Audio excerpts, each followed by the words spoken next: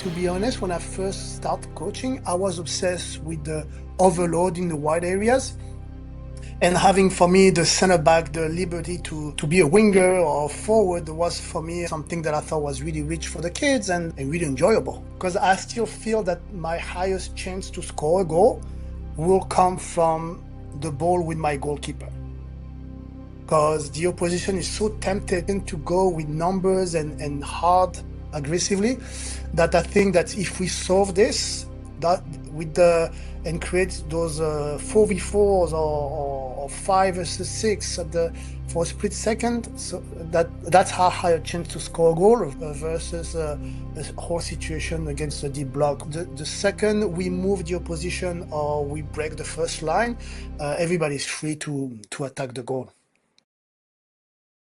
Hello coaches, welcome back to another Modern Soccer Coach podcast. Big one today. It's very, very rare that you get an opportunity to sit down with an elite coach and talk about their game models, their macro cycle, their principles. We have that today with Laurent Courtois, most recent head coach at Montreal at MLS, also worked at Columbus Crew 2, LA Galaxy, and has a rich playing history as well. We're going to talk about his system today, and what even makes it more exciting is it's a back three system and it's very, very high on creativity and innovation. So you're going to love this here. Massive, massive thank you to Laurent for jumping on and chatting. If you enjoy, please like, please subscribe, and an extra special thanks to SportsLab 360 for teaming up with us on this podcast again. Since 2016, they've been helping thousands of coaches empower their players to improve decision-making and soccer IQ on the pitch. It's one of the most easiest and affordable ways to get more out of your team, and I would encourage you to stick around for a special offer at the halfway point. More information on the link below. Big thank you to SportsLab 360 for all their support. Please like, please subscribe. Here is Laurent. Enjoy. Laurent, thanks so much for joining me today on the Modern Soccer Coach podcast. Super excited to chat. Thanks for having me, Gary. I want to start at the building with a back three, and it's something that, again, you've said there just before that you've watched a few games this summer, probably with the World Club Cup, and we're starting to see a lot of systems move now towards a back three build, even with a back four system. There, Luis Enrique, maybe that's kind of putting some ideas in people's heads. Why do you think the benefits, or what do you think the benefits are of building in a three versus building in a traditional four? Really good question. So when I stopped playing and I didn't know what I was doing, I still don't, but at least I know why I want to do it. But my obsession was to build with three, and at the time with Lyon, it was a solid tradition of a 4-3-3 with the first team. They when they won 10 times in a row the title in France, it was a traditional 4-3-3 system. So when I start coaching and with the back three, a lot of questions being raised, but also I also had a lot of support of how rich it could be for the kids. But it was a challenge, even though I couldn't justify what was my reasons, rational reasons. I always felt that would bring a lot of natural passing options for the ball carrier. All the area I felt that I want to say what I want to say. I'm gonna see what I want, right? But I felt like all the areas on the field to make the opposition guess what to do. Using a back three formation would cause so much damage to the opposing team. And at the time, to be honest, when I first started coaching, I was obsessed with the overload in the wide areas and having for me the center back the liberty to be a winger or forward was for me really something that I thought was really rich for the kids and really enjoyable. And then a little bit later during my coaching path, there's an English team. I think that was Sheffield at the time. United, yeah. Everybody was telling me about Sheffield, and I had no clue. So I start watching at them, and I'm like, yeah, that's pretty cool. So, and then slowly going older in my coaching path, I really emphasize more into being more central. committed and still with the back three, but really commit more centrally. Because I felt that as the level kind of tend to be at the same now, to create separation and be a little bit create a situation where you have a little bit more advantage than the opposition. You have to be so much more precise. So for me, in my the way I wanted to evolve was to try to create and fix centrally before I go wide, especially high up the field, and that was still with the back three system. And yeah, so there you go. And I'm still learning the reasons why, and I guess it's because everybody's strong and powerful and fast now. And I felt that the back three, whether it's in passing or whether it's incorporating yourself through movement or through dribble, give you a lot of options. Brilliant, brilliant, great start, great start. I want to talk. I want to stay on the centre back component there, and something that you shared. I'm going to actually pop this up. It's not the clip, but it's just a screenshot of what you shared. And I thought this was. I was pausing in the video that you shared and trying to get little clips and see. Oh, that's really really interesting. This one here, you've marked the distances. And again, we're seeing, you mentioned there about Sheffield United with their kind of marauding centre backs, and with Juve as well in the World Club Cup, getting those fullbacks into higher spaces. What are you trying to look for in possession in this type of picture here? So there's multiple ways. One of the idea is to really invite the oppositions to send as aggressively as we can force them or tempt them to do. So we create the advantage that our players in front or the one that create the separation can have a maximum option. So you want to avoid the deep block, right? Every everybody try to avoid to have to break down a deep block, which is the hardest things to do in soccer. So my idea is how can I play with the distances with the back three really narrow, or at the right timing to be really spread out. And now we talk about those wide overloads. But we really try to invite the first two lines of pressure to feel that they have a chance to win and score because they're so close to the goal, right? But the interesting part is that the more narrow my center back are, the more the opposition is going to tend to be compact and come closer, which free space, which free a lot of space in those half spaces between the highest player of the field and the lower. And I think that really hurts the oppositions because they kind of second guess whether they need to step or not in those area. And because we're talking about the fullback, we're talking about the center back of the opposition. So that make that guess, and that fraction of second can change your build up from possess to create a chance. So that's the idea. Oh, that's really interesting. So you're saying there is that a the a block is harder to play against than the press. You would rather entice the press in order to open up those spaces centrally or in front of the back four. So this is to break down deep blocks. You need, of course, an identity, but you need also. That's what we try as coaches to build an identity and some patterns and some codes. But then you also need a decent amount of talent and specialists. Whether it's you saw Palmer against Chelsea, with Chelsea against Paris, right? So you try to create the environment to create those pictures, and then the deep block, it's almost, guys, you're on your own now.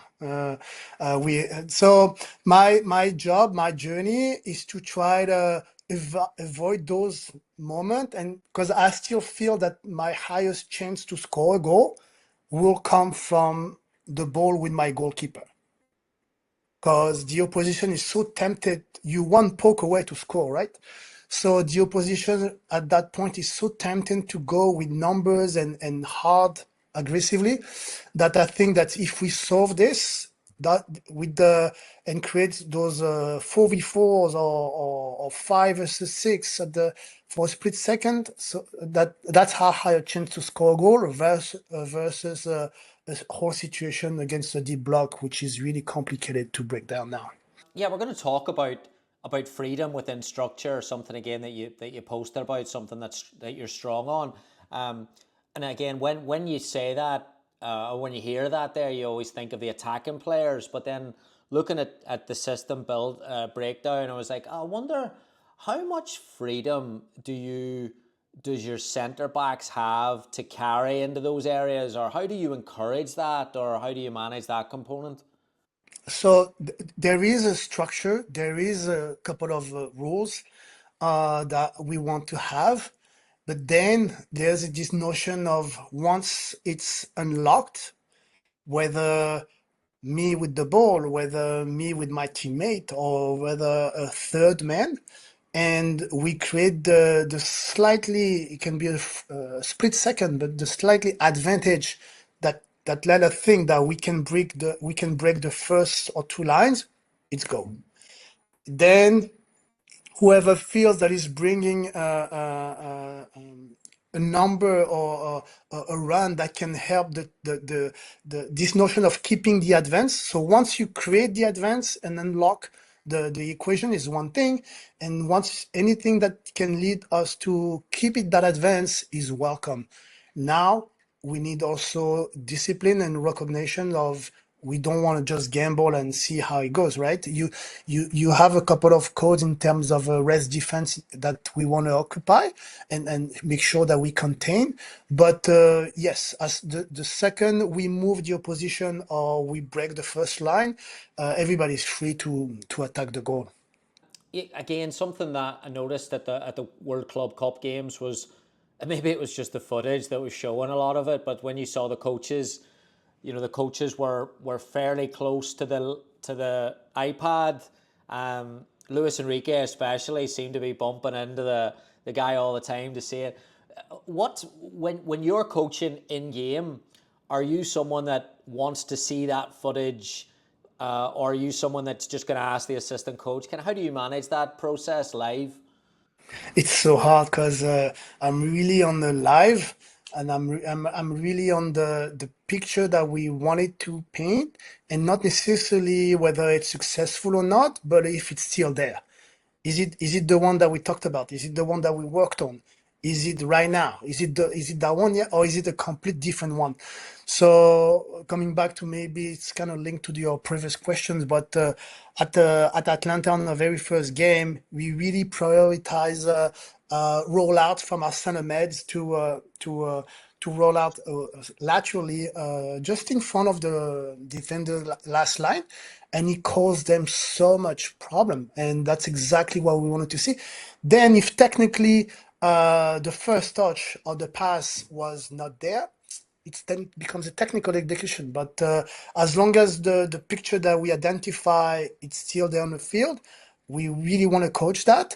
And as far as the iPad goes, at my experience, the iPad has always 20-second lagging. Yeah. So it's always too late, right? And I'm too emotional to be cold enough to come back to what happened, whatever, a minute earlier. So I'm really live. I'm really live. Of course, I'm going to ask my assistants, but I'm really on the moment. I'm going to pull up the picture again. Another picture that I want to ask you about was this, and I wanted to kind of move the conversation towards risk, because I think people initially feel like a back three gives you so much security with those three centre backs, and you talked about rest defense, but then something that I think will make a lot of coaches anxious will be this picture of this 3-1-6, which I think this is brilliant. Can you talk a little bit about how you perceive risk and how the numbers game that you're playing at the halfway line, how important that is? Actually, so this is when you haven't unlocked yet, and you want to gain speed. But there's one that I share with you later on where I have when imagine the same picture, but with the ball with your wing backs now, which is number 3, I believe, on that picture. So now that you're in the 3-1-6 and you move or break the oppositions to the point where my number 3 has the ball now, he has so many options. Between the closest forward, the further number 10, the 9, the 6 that is aligned with him, or the supporting center back option. So it really put the opposition in such a difficult task to defend that I'm really fascinated. And on that one, we agree, that the goalkeeper has a major role in building another back from. So he's a soccer player. He's not just a goalkeeper. And he needs to commit. He needs to fix. He needs to break line. He needs to drive the ball. And on that one, as risky as sometimes we can talk, it's still a 4 versus 3. And even a 5 versus 3 on that picture. So I told my guys that the risk is when we don't do it, because now we became really predictable. We don't have any Lukaku, we don't have any Palmer, and you don't have Mourinho. So our only chance is to create those advantages, and on that one, 5 versus 4, one of us between the 6 or our center backs should be solving this equation to attack the opponent's half. It's almost we give them the liberty then, even though on that game against Vancouver we prioritize the 3-1-6 on build up. We also give them the liberty to improvise, and one of our 2-10s were allowed also to come more narrow with the number 6 to create another line in this setup, which make it even more complicated at times once the ball is sideways. So we call it risk, but I try to convince my guys that that's our only chance to be successful, and with the confidence, we do a pretty good job from arriving from our own field to the opponent 18 opponent box, and then you have to do it again. Yeah, it's just such a unique picture. This I could look at this picture all day because it asks so many questions of the press, and it's almost like who blinks first in this scenario. Let's say in that situation that you do progress the ball through the 6 and or from a longer pass and you get it into the front players. How important is it for them that your back line to squeeze the play behind it very quickly? Yes. So there is this notion of fix and commit to gain speed, and then transition. So it is once the 6 gonna receive that ball and we break the line of 3 Vancouver player, he has a split second to make a decision whether he wants to drive and drive the attack, or if he wants to drive and connect forward, and hopefully not having to come backwards.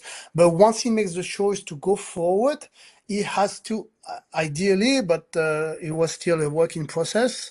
Ideally, we want to make sure that we either recognize that it's a phase now when we're going to go, because now we have the numbers, the space, and the momentum to create a chance. Or it's just a phase where we just want to secure the attack and allowing what you just said, which is our center back now to come more closer to us and rebuild our structure so we're not too expensive. And yeah, I was also thinking about the clip. We played a friendly against the Canadian national team where there is a good video on that one that I'll try to share with you later on. It's really interesting. Brilliant. Yeah, on that central area, the last kind of tactical clip or picture I had was this another concept that I was looking at and thinking, oh, this is amazing. Double box 2 players versus 1. Can you just describe the picture that you're trying to create here? Yeah, so the box initially is the first line with the center met. Usually it's a 3+2. And the double box is when you add the number tens or the attacking players. So you have the three, the two, and the other two, which is what we call double box. The evolution and when on that game that was DC, um, we usually refer the 2+1 with the line of three when one of the center back incorporate himself in a space, half spaces, better said, to really progress the attack. But the guys were getting comfortable enough and confident enough that we allowed the central center back now to join the line of midfield. So on that picture initially, it becomes a 2-2-2-2-4 whatever.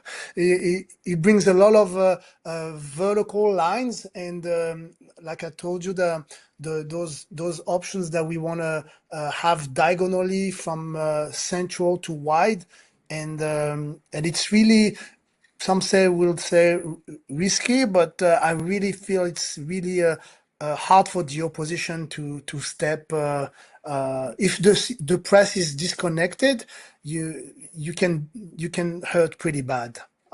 So the 2+1 on that one is the incorporation of the central center back just behind the first line of pressure.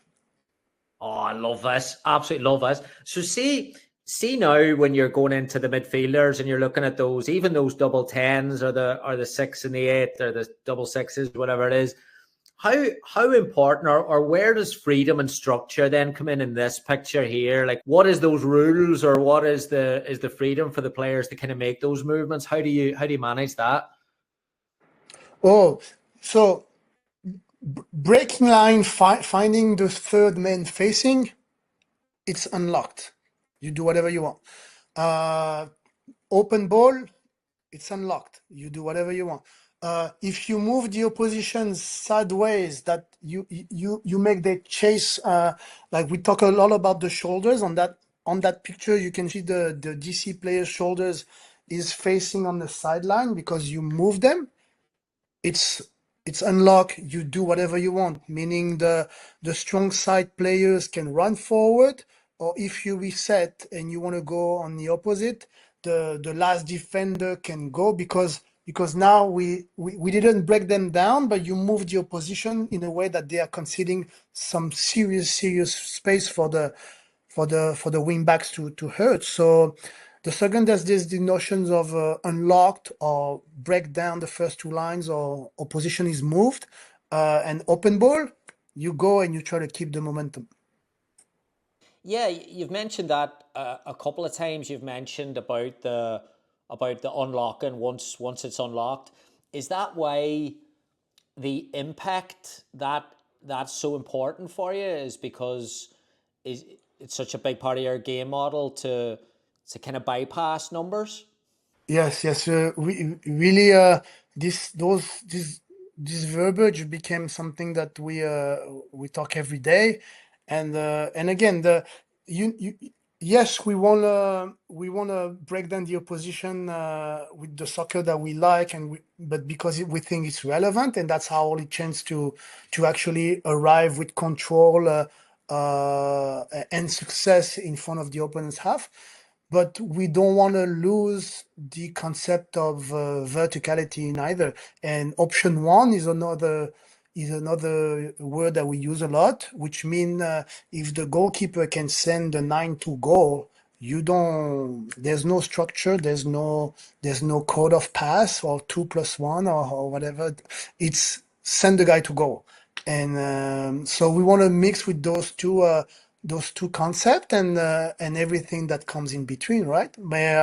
Yeah, we really want to emphasize the soccer that we think is going to give us a chance to score goals, and at the same time, we kind of want to be unpredictable and still make sure that we prioritize scoring goals. God, that's a hell of a balancing act. The arriving with control versus or and verticality. Um, that's tough to coach. How do you do it? It's really tough, but the thing is, the this I feel that the moment you're able to have a synchronized verbiage with the guys and they feel confident enough to paint those pictures, all of a sudden there's two ways. Either the last line of the opposition stay behind and there's huge gap between the lines, or more often they tempted to come a little bit higher and now there's options to be found on behind, and because they have to respond to that, now the wing backs are open with momentum and you can slightly move your block higher up the field. So moving with those threats and those structures help us a lot to distinguish a lot of pictures, and then we can talk about the task and the roles of each positions. Hello, coaches. We'll take a quick break here. Does this sound familiar? You finish a session, and as you walk off the pitch, you get the feeling that you haven't accomplished what you wanted to. You stuck to the session plan, you got in all your coaching points, but it didn't seem to click for the players. If this sounds familiar, I would highly encourage you to check out our long-time friends and partners, Sports Lab 360. Their platform is made up of highly engaging interactive modules to help players improve their soccer IQ and decision making on the pitch. And in addition to the growth you'll see, you can also use the platform as a way to address tactical areas of development. Let's say you're designing a session on counter pressing. You assign the Sports Lab 360 module on that topic for your players to complete before the session. And then by reviewing the results, you can get a clear picture of what they grasp and what they don't. Instead of guessing before the session, you walk in with an accurate idea and a focused plan that targets directly what and where the players need support, helping you get the most from your training session. Also, if you need any more inspiration, Sports Lab 360 have joined up with Modern Soccer Coach to provide a variety of training sessions on different topics, complete with coaching points and progressions for you to put them into action. Head on over to sportslab360.com and use the code MSC20 for 20% off. What a deal that is. Sportslab360.com, MSC20, 20% off. Please check that out. Massive thanks to Sportslab360 for all their support throughout the years. You mentioned there before about you didn't have a Lukaku. What would be your perfect, in that system, the perfect profile for a 9? Would you prefer strong build-up play, or would you prefer the more vertical threat? So you are of your time, right? So what I try to say is, I remember when I first try to coach that way. I recall that my bosses, my managers, would feel really comfortable if we would still have a big option up top, right? Or faster players, because if you lose the ball, you're gonna be such in danger that you need So I try to have to adapt what I wanted versus what my audience was ready to hear. And so I did kind of try to emphasize that aspect. But the reality is, since I coach my U15, I always wanted to put offensive players on the ball and teach them how to defend 1v1s. Because I feel the second you're able to defend 1v1s, or at least have notions of it, it triggers down in either a positive or a negative effect. So it's, for me, it was way easier to teach offensive player to defend versus defensive player profile to attack. So long story short, I wanted to put wingers as wing backs and midfielders as center backs and so on and so on.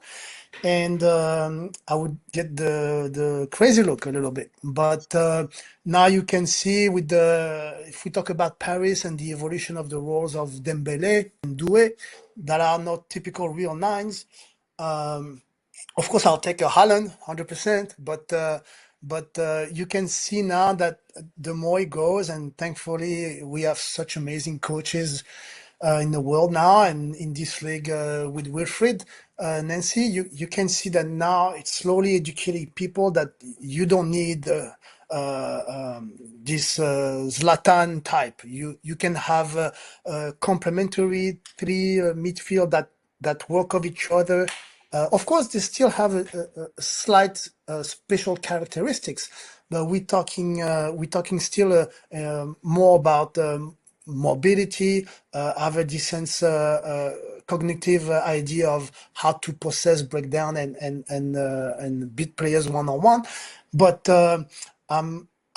in my head, I'm slowly getting away from the typical big nine or strong center back, and I think everybody is really. Fantastic, fantastic. Yeah, you mentioned Wilfred there. At Lose City, I had to do a report for on the crew system for a month. Was that was my project, and I had to come back and tell Danny Cruz whether it would work or not. And I did the report, and my conclusion was, don't play this system because the mobility of the two midfielders, Morris and Nagby, I just had never seen it. It blew me away. He went and did it, and he's done all right with it, of course. But I mean, when you look at the system in Columbus, the mobility of those two midfielders, um, that's unbelievable. I thought whenever I was watching it. No, it's incredible. And if you look also the evolution and you look at the back three, you have either Admutsen or Shebenko that were wing backs. You have Steve Morera that was a right back. And you have Sean Zawaski, the central center back, that was a midfielder with me at the crew too. So, so for me, I've been with coaches. We've been talking about this for a little while. It's not about soon. It's not even when I talk about 3+2 and 2+1. Soon it won't make sense. It makes people comfortable, or it's good to have references for players when you want to teach. But the reality, it's gonna be formationless. It's gonna be about time and space, and create getting in mark versus marking. And there's not gonna be. You can see now there's a formation building and there's formation defending. Uh, so for me, Wilfried Nanty is slowly transitioning where there's no formation. There's a ball carrier, there's support options, and then everybody's option offensively. It's all about the pressure, whether it's open ball or closed ball. And so, yeah. Yeah, the Columbus, of course, then watching the games and obviously not being a million miles from it and talking to people around the league and stuff. There's a lot of positivity around the culture at Columbus, which at that time you were still there at that time of Columbus too. How important? It seems to be a very collaborative club. But what was your experience with the other coaches and with Wilfred? No, to put it simple, we were once in a while the stars align themselves and you have a really good environment. And when you mix new stadium, new training facility, management that speak the same language and are attracted to coaching that take risks, and you have the ownership that is backing you up, and you have a crazy good fan base, everything. And we have a generation of players, whether it was the first team with the Darlington Nagby or the crew 2 team that was more of a project, but the Shonzawaski, the Schulte, the Farsis, the Russell Rowe, Parente, like, and so then Taha, Morocco. So everything came in a it's just a great generation of people working together.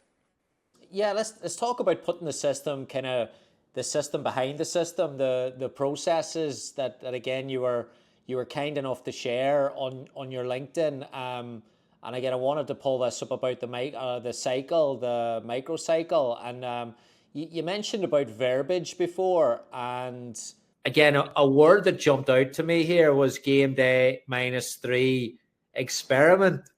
Can you talk a little bit about what that means in this framework? Yes.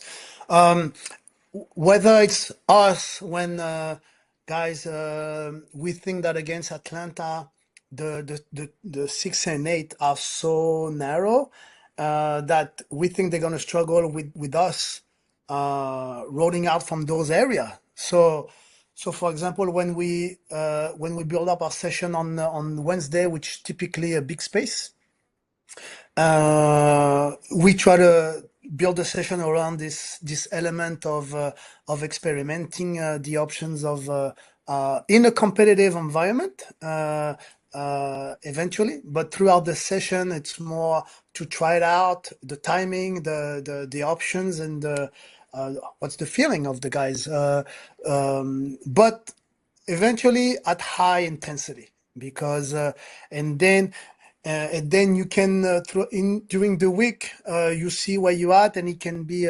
synchronized or reinforced.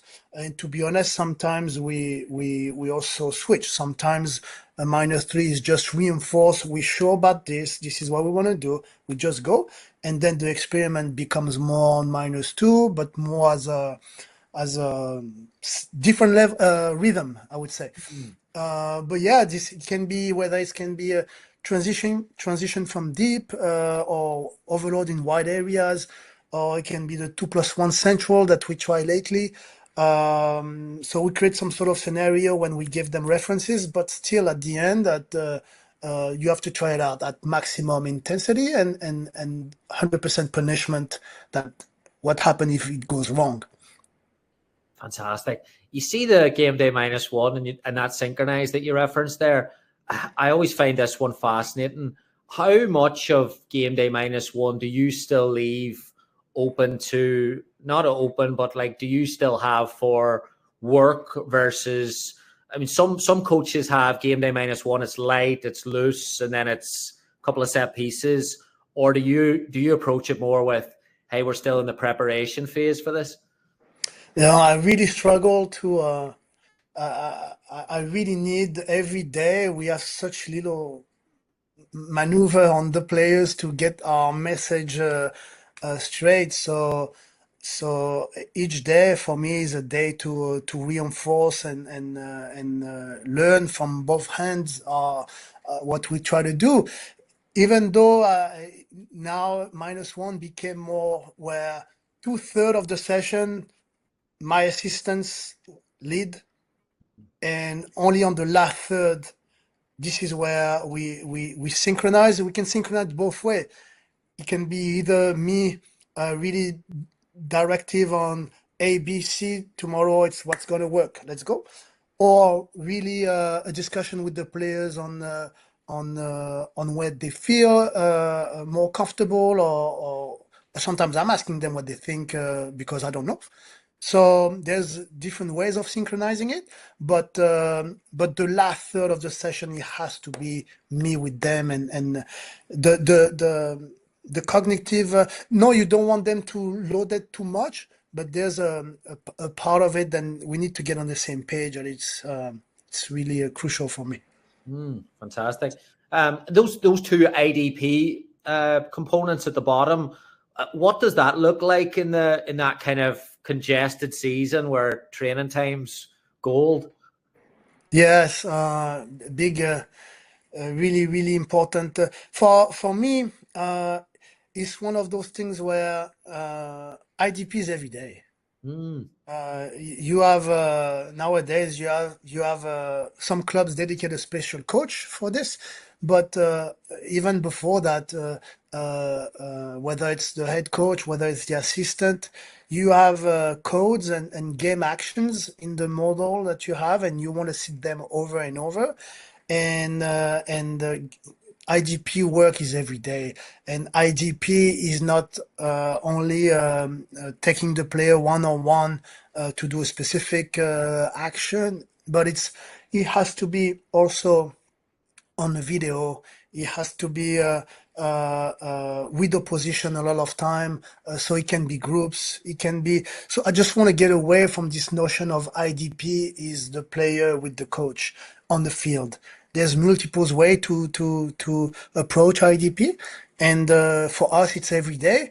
But because it's important also for the players to have a dedicated time with sometimes what he feels in need versus what the coach feels that the player need. It's also our role, I think, to give that platform for the player to express himself and do what he likes. Fantastic. I missed the question in the when we were talking about the Columbus and we were talking about kind of the step up between first team and Columbus two.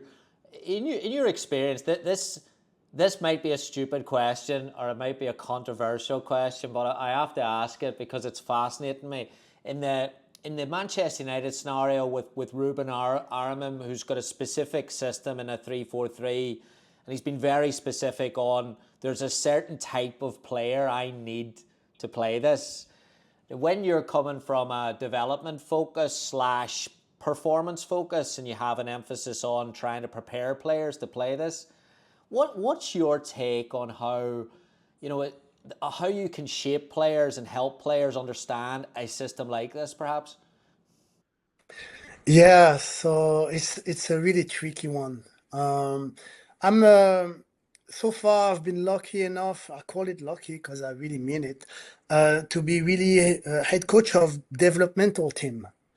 So in theory, people are aware that we try to develop, we try to play a type of way, and we try to take the player to one place, and at the end of the season, the player and the team, by the way, to take them to another level.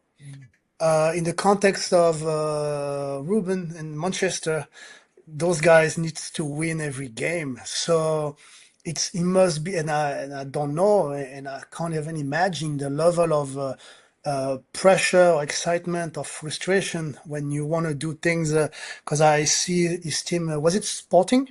Yeah. uh, how fluid and beautiful it was, and sometimes at Menu it was way more complicated, and you can only emphasize on the struggle and the frustration. But looking at a few teams myself playing on the weekends, I'm like, wow, there's no way I could be able to do it those things with this lineup. But then you try to find other codes, right? For example, if I have the 3-1-6 picture in my head, and Saliba is really powerful and he's really good on his first touch to push and get away from the on really explosive on 3-4 meters, which allow him to connect that progressing phase.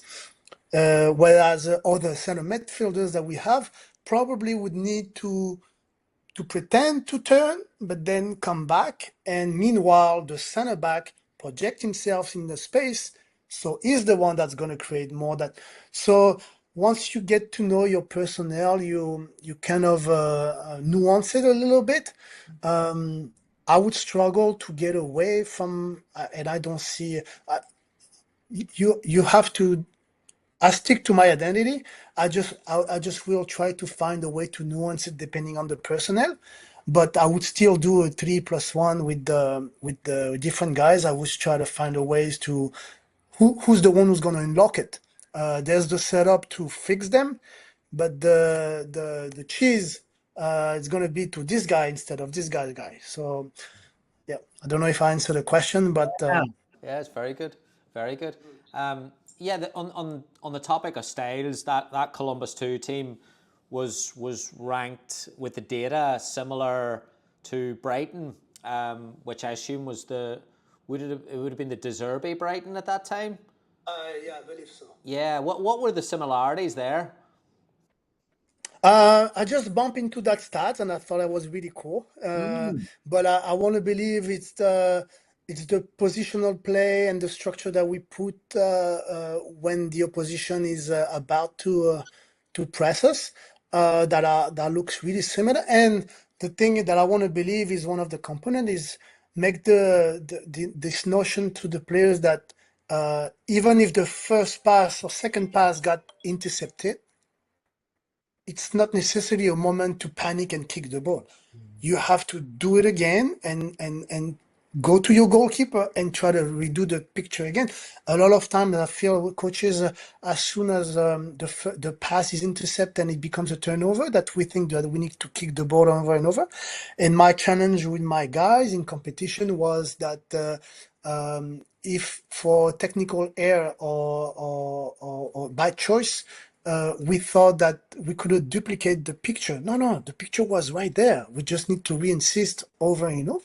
So, so I want to believe that the similarities in that sense, but like we try to talk about, I also want to give way more liberty. And now the evolution for us would be to allow the players. You can see how PSG, without having unlocked anything, now you have runners everywhere. It's more relationship versus positionism. So who's taking the space? Who's compensating for that space? You see Hakimi going everywhere all the time. There's a way to implement this without losing your balance. And hopefully, I think every coach wants to find a balance between those two, positionism versus relations, and it makes so hard for the oppositions to counter. Usually I lead off with this question, but I thought I would hold it to the end.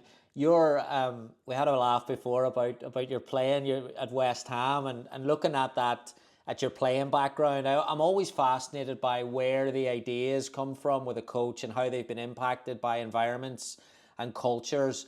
You played in England for a few years, you played in Spain for a few years, and you've played in America and the United States as well as France. How have how do you think those cultures have molded you into the way you think of the game? Do you think there's any ones that have impacted you more than others? No, it started with the fact that I'm really petty, and I was resentful of my coaches subbed me after minute 50 because I didn't touch the ball. But coach, they didn't pass me the ball. So I try to make an emphasis on my defenders, first lines and goalkeepers to be in charge of try to feed and create the environment for my forwards or most offensive players to get in the positions to express themselves. So it started like this, and I'm not even kidding. But then when you dig a little bit and you found out that one, I mean, in my opinion, it's also a way to, even though it's taxing, it's also a way to get on the same page in terms of if you're too expansible and you just kick the ball, everybody's running everywhere, and there's a load management aspect that is really can be detrimental. So you wanna run together one way or another at the same time. So there's this notion, and also we also think that because we don't necessarily have a special individual, but that collectively we all need, and that applies defensively too. But we all need each other to create those micro advantages that's gonna help us create chances. So and again, apply this defensively. So yeah, it became more of a oh, I wish I touched the ball more when I was a player, and there's actually facts and science with how you lose the ball and don't want to. Your center backs do have to cover 75 yards of sprints and then get injured at minute 60, right? Was there any manager that you played for that influenced you to go into this side of the game or influenced your work? Well, I did really in terms of uh, mentality. I really loved a Mexican guy called El Chelis. He used to be my coach at Chivas USA, but more on the human side of it because he was really a father for his players, a little bit extreme. But in terms of methodology, what Greg Vanny and Robin Fraser did early in our days, I really like. Players would enjoy the session. They really had a tactical emphasis on what they wanted to accomplish. sometimes a little bit unrealistic with the quality of the players that we had at the time. I recall, but those guys give me ideas that, wow, I want to coach that way. All right, last one for you. The Moneyball question. You've done the pro license, and this is really interesting for me. The different types of coach education ways, and obviously doing the pro license with the US Soccer and doing the pro license with the French Federation. Two different approaches, perhaps. What? Well, two-part question. What's the similarities maybe in both of them, and where do they differ? Um, well, to start off, the US pro license, they don't try to teach you to be a coach.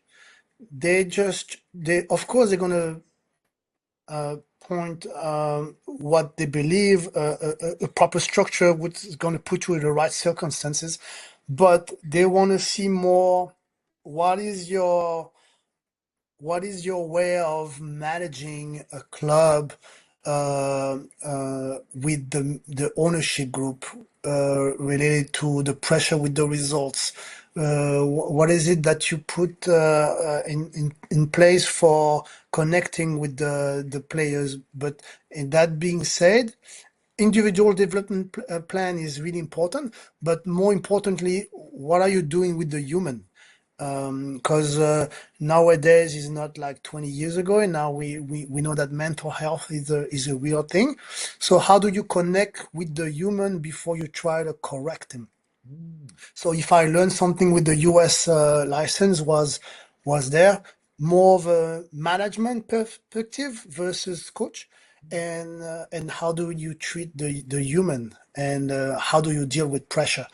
Um, the French one, I'm taking the VAE, which is validation acquisitive of experience. So I'm gonna have to justify and explain my capacity to lead a project, my threading methodology, my relation with the competition, and with the circumstances of ownership and media. But it's more. It's also it's related but kind of different. How do you, as a human, you start coaching in this mindset? What led you to think the way you think right now? And along the way, what are those experiences made you become who you are today? So it's really self-reflecting, I would say. The two, it's not so much about A and Z. It's more about self-reflection. I remember someone doing a French course years and years ago and saying that the French looked at technique like nothing they'd ever seen, like was such a detail and technique. Is that still the case in the French Federation? Is that still a big part? So whether I was playing or whether I was start coaching, the technique and the reps and it came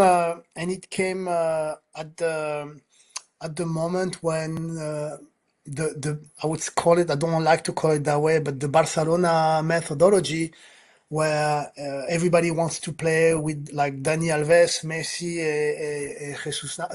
So no, and in France we were really stick to the technique and the reps and the high intensity.